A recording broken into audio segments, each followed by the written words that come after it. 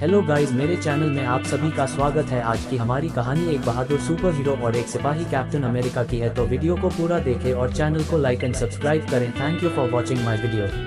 आज की हमारी video the first Avenger captain America की है। वीडियो को इसे एंजॉय करें और चैनल को लाइक सब्सक्राइब करना ना भूलें। कैप्टन अमेरिका अंग्रेजी। कैप्टन अमेरिका मार्वल कॉमिक्स का एक काल्पनिक किरदार है। इसका निर्माण जोए साइमन और जैक किर्बी ने टाइमली कॉमिक्स के लिए किया था। यह मार्च 1941 को पहली बार प्रकाशित हुआ था। इसे एक देशभक्त सैनिक के रूप में दिखाया गया है जो अपने शक्ति से द्वितीय विश्व युद्ध में लड़ाई करता है। Captain America the first Avenger अनुवाद।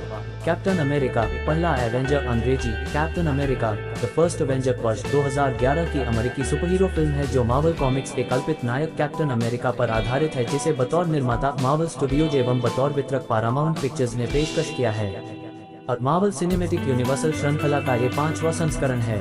फिल्म निर्देशन में जोई जॉनस्टन और पटकथा लेखक के लेख में क्रिस्टोफर मार्कस तथा स्टीफन मैकफीली ने कमान संभाली है तथा पात्र भूमिकाओं के लिए Chris Evans, Tommy Lee Jones, Hugo Weaving, Hayley Atwell, Sebastian Stan, Dominic Cooper, Neal McDonald, Greg Hugh और स्टेनले टुसी ने अभिनय किया है।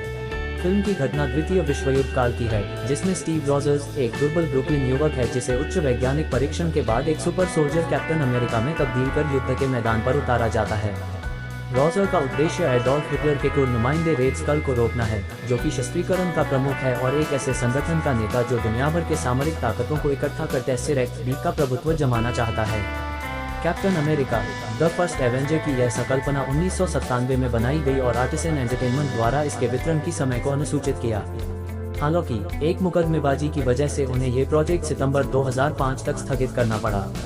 2005 में मार्वल स्टूडियोज ने मेरिल लिंच द्वारा मिले ऋण पर यह योजना बनाई कि वे पैरामाउंट पिक्चर्स पर पूंजी लगाकर ही फिल्म रिलीज कराएंगे। निर्देशक जॉन फेवरियू और लुइस लेटियर इस प्रोजेक्ट के प्रति जॉनस्टन के 2008 में संपर्क से पूर्व निर्देशन की रुचि जताई थी। पात्रों का चयन साल 2010 के मार्च एवं जून के मध्य किया गया। फिर film captain America the first Avenger का निर्माण जून 2010 से किया गया और फिल्म लोकेशन के लिए लंदन, मैनचेस्टर, केवेंट और लिवरपूल सभी यूनाइटेड किंगडम में और संयुक्त राष्ट्र के लॉस एंजल्स को चुना गया। फिल्म प्रोडक्शन का अंतिम कार्य 3D वर्जन में परिवर्तित कर संपूर्ण हुआ।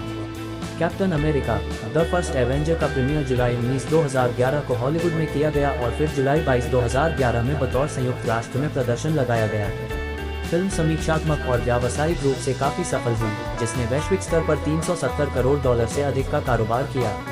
अक्टूबर 25, 2011 में होम मीडिया के लिए ब्लू-रे डिस्क कैसेटों को वितरित किया गया। इसकी दूसरी sequel Captain America the Winter Soldier अप्रैल 4, 2014 में प्रदर्शित हुई और फिर तीसरी कड़ी कैप्टन अमेरिका सिविल वॉर को मई 6, 2016 में रिलीज की तारीख निश्चित की गई है। वर्तमान के दिन आर्कटिक की खोज में वैज्ञानिकों को बर्फ से जमी गोलाकार जैसी चीज मिलती है जो लाल, सफेद और नीले रंग का सामान एक बिना चालक के हवाई जहाज के कॉकपिट में मिलता है।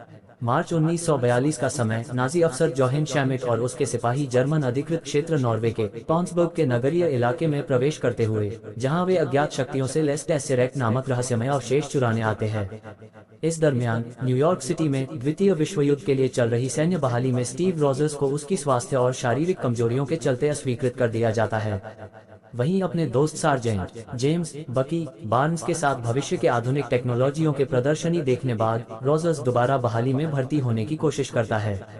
रॉजर्स की बातचीत सुनने के साथ बर्नीस भी चाहता है कि वह जंग में हिस्सा ले और तब डॉक्टर अब्राहम एर्स्किन बहाली के लिए रॉजर्स को इजाजत दे देते हैं। वे उसकी बहाली बेहद अलग ही रणनीतिक वैज्ञानिक परीक्षण के लिए चुनते हैं, जो कि सुपर सोल्जर नामक परीक्षण का हिस्सा है जो एर्स्किन, कर्नल चेस्टर फिलिप और ब्रिटिश एजेंट पेगी कार्टर के अधीनस्थ है।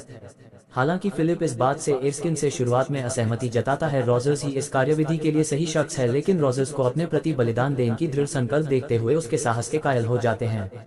परीक्षण के इलाज से एक रात पहले एर्स्किन एक भेद रॉजर्स को बताता है कि शैमिट भी लगभग इसी आधे अधूरे कीमोथेरेपी उपचार से गुजरा था और नतीजतन उसे इसके बुरे परिणाम भी भुगतने पड़े। वहीं यूरोप में शैमिट और डॉक्टर एर्निम जोला उस टेस्सेरेक्ट की ऊर्जा पर नियंत्रण करना सीख लेते हैं। जोला के इजाद पर इसकी खत्म न होने वाले ईंधन की ताकत के बुनियाद पर वह दुनिया पर हुकूमत करने का इरादा पालने लगता है।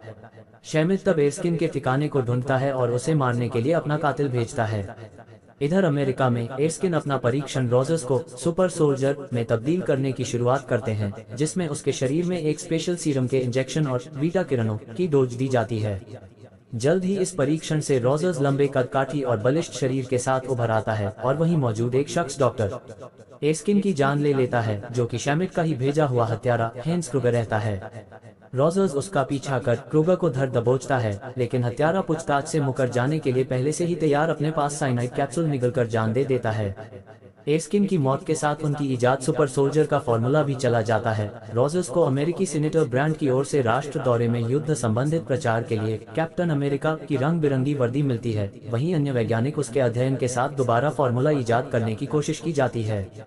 1943 में इटली के दौरे में अपनी सेवा में सक्रिय भूमिका निभाते हुए रोजर्स को बकी के दस्ते का पता चलता है, जो एमआई के साथ शामिल होकर शैमिट के खिलाफ जंग लड़ते हुए लापता है।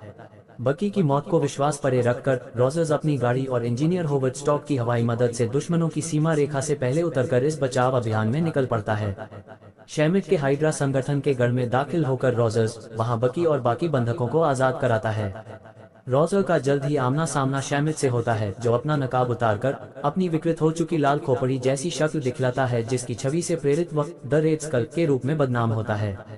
शैमिट भाग निकलता है और रोजर्स भी रिहा हुए सिपाहियों के साथ अपने बेस में लौटता है। रोजर्स के दल में शामिल बकी, डम Dum Dugan, Gabe Jones, Jim Morita, James Montgomery Falsworth और जैक्यूस डेलनियर के साथ हाइड्रा के अन्य ठिकानों पर हमले की योजना बनाते हैं। स्टॉक अपने आधुनिक उपकरणों के साथ रोजर्स को लैस करते हैं, खासकर एक गोलाकार कवच जो वाइब्रेनियम नामक एक दुर्लभ तथा अभेद धातु की बनी होती है। रोजर्स और उसकी टीम हाइड्रा के कई ऑपरेशन को नेस्तनाबूद कर डालते हैं। फिर टीम जल्द ही ट्रेन पर सवार जोला पर हमला करती है। रोजर्स और जोन्स तब जोला को पकड़ने में सफल रहती है, लेकिन इस मकसद में ट्रेन से बर्नीस बर्फीली घाटियों में गिरक मारा जाता है। सीख जोला से वह सभी जानकारियां उगलवाकर वे हाइड्रा के दुर्ग को खोजकर निर्णायक धावा डालते हैं। रोजर्स की अगुवाई में वे शैमिट के हमले को रोकते हैं, जो कि अपने विध्वंसक हथियारों के जरिए अमेरिकी शहरों और दुनिया के बाकी बड़े शहरों पर व्यापक विनाश मचाने की फिराक में हैं। विमान द्वारा शैमिट को भाग निकलते देख रोजर्स उसके टेक ऑफ से पहले चढ़ाई कर उस पर कब्जा जमा लेता है, पर इस आगामी लड़ाई से पहले ही टेस्सेरेक्ट का वह कंटेनर तबाह हो जाता है। शैमिट खुले हाथों से उस टेस्सेरेक्ट को थाम लेता है, जिसकी तेज प्रस्फुटित रोशनी में वह घुल जाता है। टेस्सेरेक्ट के फर्श पर गिरते ही विमान आग से जलती हुई धरती पर गिरने लगती है। विमान को हथियार समेत बिना धमाके के सुरक्षित उतारने को कोई विकल्प नजर नहीं आने पर रोजर्स उसे आर्कटिक में क्रैश करवा डालता है। अंतिम खोजबीन में स्टॉक को समुद्री तल से वह टेस्सेरेक्ट बरामद होता है, लेकिन रोजर्स और उस विमान को खोजने की नाकामी से उसे मृत मान लिया जाता है। रोजर्स जागने खुद को 1940 के दशक की शैली वाले अस्पताल में पाता है, जहां मौजूद एनाक्रोनिस्टिक रेडियो पर चल रही ब्रॉडकास्टिंग में खासी खराबी समझ आने पर वह बाहर भाग निकलता है और खुद को वर्तमान के टाइम स्क्वायर में खड़ा पाता है, जहां शील्ड के निदेशक निक फ्यूरी उसे सूचित कराते हैं कि उन्हें वह तकरीबन 70 सालों की नींद से जागने बाद देख रहा है। पोस्ट क्रेडिट दृश्यों में फ्यूरी अपना प्रस्ताव लेकर रोजर्स से मिलते हैं, जिसमें दुनिया बचाने की मुहिम पर जुटे उन शाखाओं के विस्तार के लिए मदद की मांग करते हैं। ओके गाइस, मिलते हैं नेक्स्ट वीडियो में।